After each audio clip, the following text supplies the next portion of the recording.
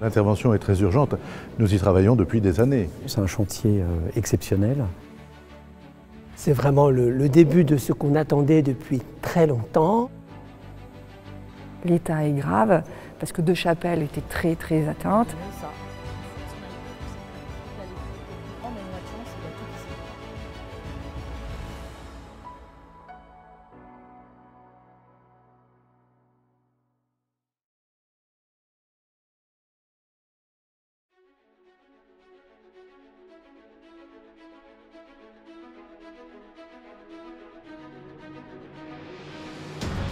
Le temps s'est abattu sur la cathédrale jusqu'à parfois rendre certains de ces éléments extrêmement fragiles.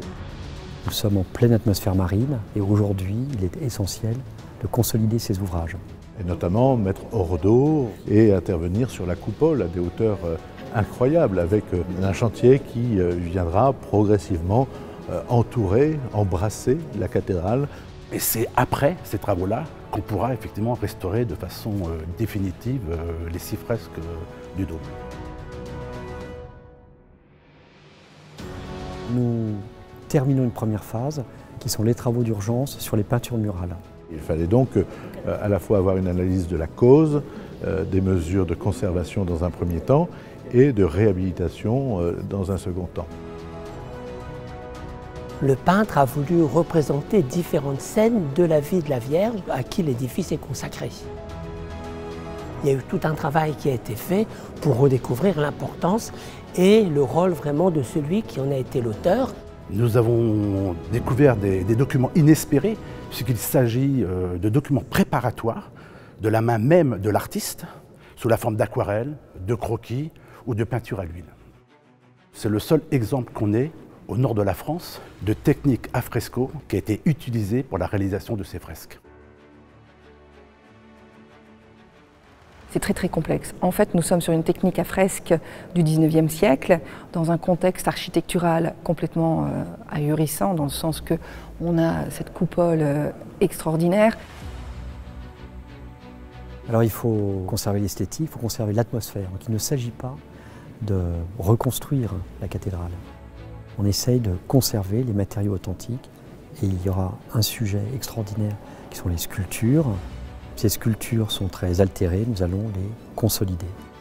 Et dès qu'on intervient en extérieur, il faut prévoir immédiatement en intérieur des modifications qui vont avoir lieu parce que ça va sécher et on aura des résultats sur la surface et donc des décollements d'enduit, des pertes de couches picturales parce que nous sommes sur des fresques extrêmement abîmées.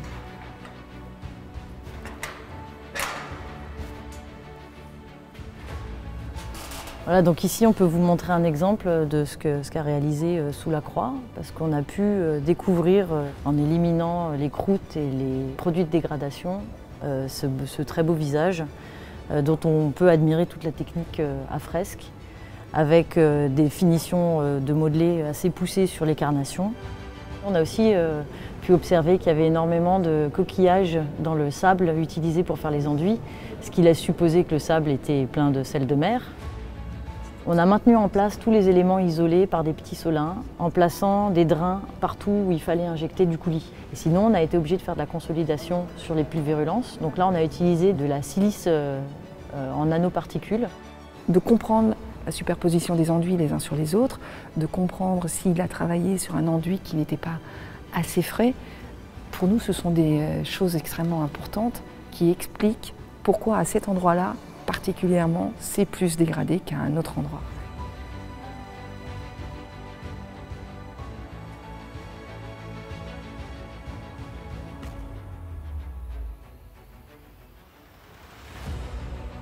Nous souhaitons aussi que ce soit un vrai chantier, mais dans le sens de chantier de médiation du patrimoine, s'ouvrir et faire connaître ces métiers merveilleux.